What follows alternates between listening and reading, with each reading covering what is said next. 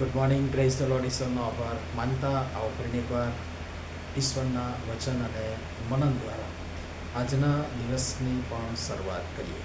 પ્રભુનું વચન આ પ્રમાણે કહે છે, અને તેઓ બહાર જતા હતા ત્યારે કુરેનીનો સિમોન નામે એક જણ તેઓને મળ્યો.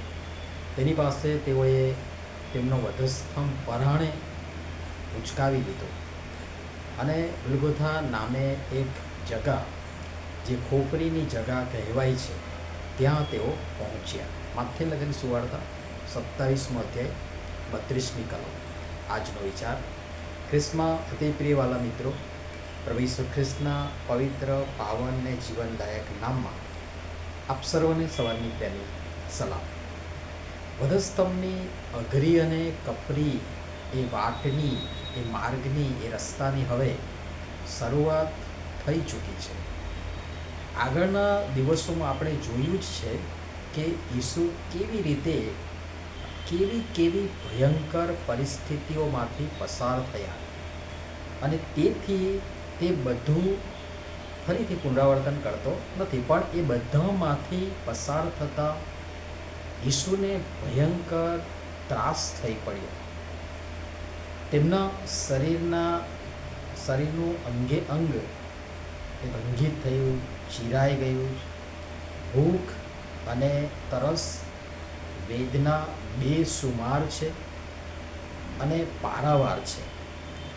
આ પણ માણસોની કલ્પના શક્તિથી પણ એ બાબત પર છે. તેઓ સંપૂર્ણ દેવ એટલે કે ઈશ્વર છે જ, પણ સાથે સાથે તે સમય એટલે કે હાલ એ સમયમાં સમસ્ત માનવ જાતના ઉદ્ધાર તારણની યોજના સિદ્ધ કરવા પવિત્ર નિષ્કલંક હલવાન તરીકે બલિદાન આપનાર એ સંપૂર્ણ માણસ પણ છે. અને તેથી માણસ જે અનુભવે, એ પીડા હોય, દુઃખ હોય, વેદના હોય, માનસિક ત્રાસ હોય, એ બધું જ તેઓએ અનુભવ્યું. ફરીથી યાદ અપાવું કે તેઓ ધારત તો એમ ના પણ થવા દેત ને પ્યાલો દૂર થાત. પણ જો એમ થાત તો વિચારો, આજે મારી, તમારી, આપણી શી હાલત હોત અને આપણે ક્યાં હોત. અને એ વિચાર પણ આપણને કંપાવી દેશે. પણ આ બધું તેમણે મારા, તમારા, આપણ સર્વના માટે થવા દીધું. શાસ્ત્ર વચન પ્રમાણે પ્રબોધકોનું કહેવું પૂર્ણ થાય, અને એ થવું પણ જરૂરી હતું. તો એ વેદના, એ થાક, કષ્ટ, પીડા વગેરેને કારણે શરીરમાં હવે જાણે કે બળ, શક્તિ રહ્યું નથી. શરીર ક્ષીણ, જીર્ણ અને એમ કહી શકાય કે એકદમ શીર્ણ થઈ રહ્યું છે, થઈ ગયું છે. ને ઉપરથી આ ભારે ભરખમ વધસ્તંભ, અને એ પણ છેક ગલગથા સુધીની બહુ જ લાંબી વાટ. મને લાગે છે કે આપણે હોત તો સોટી કોરડાના માર, જે 39 ફટકા હોય છે, એ 39 ફટકા એમાંના પણ કદાચ 10-15માં જ આપણું પિક્ચર પૂરું થઈ ગયું હોત, અથવા તો પૂરું થઈ જાત. પણ ઈસુ છેક મરણ સ્તંભ, વધસ્તંભ પર મરણ પામતા સુધી ટકી રહ્યા, અણનમ રહ્યા, ઝઝૂમ્યા, લડ્યા અને દુષ્ટને હરાવ્યો. હા, ભારે વધસ્તંભ ઉચકતા, એ લથડી પડતા, એ પડી જતા, અને એના પછી એ માર અને દબાવવું ને કચડાવવું ને છૂંદાવવું વગેરે શું ન કર્યું આપણા માટે. આખરે પેલાઓએ જોયું કે હવે ઈસુથી બનતું બને એમ નથી. તો રસ્તે ચાલતા આ માણસને, એટલે કે કુરેનીના સિમોનને પકડી જબરજસ્તીથી પરાણે તેની પાસે વધસ્તંભ ઉચકાવ્યો, ને તેની મદદથી તેઓ ગલગથા, જે ખોપરીની જગા કહેવાય છે, ત્યાં પહોંચ્યા. સિમોન કુરેની વિશે માથી, માર્ક, લૂક નોંધે છે.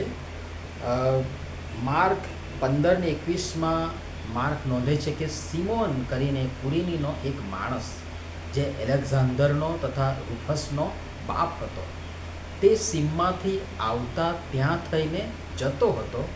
તેની પાસે તેઓએ બળાત્કારે તેમનો વધસ્તંભ ઉચકાવ્યો. લૂક પોતાની સુવાર્તામાં 23 તેની 26મી કલમમાં નોંધે છે કે સિમોન કુરેનીનો એક માણસ સીમમાંથી આવતો હતો. તેને પકડીને તેઓએ તેની ખાંધે વધસ્તંભ ચડાવ્યો કે તે ઉચકીને ઈસુની પાછળ ચાલે. આમ આ પાત્ર બેખબર કોઈક રીતે, એને ખબર નહોતી કે ત્યાં શું ચાલી રહ્યું છે અથવા તો પછી શું થવાનું છે, પણ એ બેખબર છે. કોઈક રીતે સીમમાંથી આવતા સીધો વધસ્તંભની વાટે ચડી જાય છે અને જાણતા અજાણતા પણ ઈશ્વર પિતાની ઉદ્ધાર તારણની યોજનામાં ભલે પેલી પાર્ટીઓએ તેમને બળજબરીથી કે બળાત્કારે પણ ઈસુ સાથે જોડી દીધો અને તે ઈસુનો વધસ્તંભ ઉચકીને તેની પાછળ ચાલે છે. વધસ્તંભ ઉચકવો જરૂરી છે. ઈસુની પાછળ ચાલવા તો તે અનિવાર્ય છે જ, પણ ઘણીવાર આપણી પોતાની અનિચ્છા, નામરજી તથા બીજાઓની અનિચ્છા, નામરજીને કારણે સંઘ નિશ્ચિત સ્થળે પહોંચી શકતો નથી. ઘણીવાર વધસ્તંભ ઉચકવો બહુ ભારે પણ લાગે છે, નાખી દેવાનું પણ મન થશે, પણ ઈસુની પાછળ ચાલવા પોતપોતાનો વધસ્તંભ તો લેવો જ પડશે, ઉચકવો જ પડશે. ગહન છે, માર્મિક છે, સમજવા પ્રયાસ કરજો. પ્રભુ આપણ સર્વને આ બાબતો સમજવાના માટે સહાય તથા મદદ કરો. નમ્ય પ્રાર્થના કરીએ. પ્રેમાળ પિતા, વધસ્તંભની એ વાત અને વેદના જેની કદાચ અમે કલ્પના પણ ના કરી શકીએ, જે પ્રભુ ઈસુએ અમારા માટે સહન કરી, અમારા બદલે એ બહાર એ વધસ્તંભ એ ભાર ઉઠાવ્યો અને માર ખાધો, છતાં હજી આજે પણ અમે તમારા પ્રેમને, પ્રભુ ઈસુ ખ્રિસ્તના બલિદાનને સમજી નથી શક્યા. કૃપા કરી અમને ક્ષમા કરો. પ્રભુ ઈસુના નામમાં આમેન. ધન્યવાદ.